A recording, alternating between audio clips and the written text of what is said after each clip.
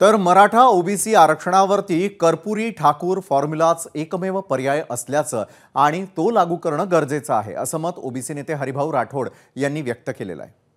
आता कर्पुरी ठाकूर फॉर्म्युला जर आपल्या महाराष्ट्रात लावला आपण तर निश्चित आपल्याला तोडगा काढता येईल आणि ओबीसीचंही समाधान करता येईल आणि मराठा समाजाचंही समाधान करता येईल।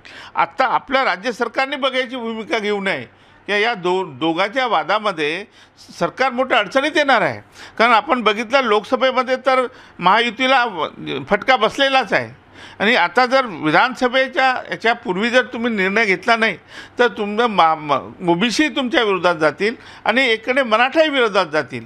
त्यामुळे कर्पुरी ठाकूर फॉर्म्युल्याचा अभ्यास करून सरकारने लवकरात लवकर तोडगा काढावा आणि याच्यामध्ये माननीय शरद पवार साहेबांचं सुद्धा सहकार्य घ्यावं, सर्व विरोधी पक्षांचं सुद्धा सहकार्य घेतलं पाहिजे। एबीपी माझा, उघडा डोळे बघा नीट।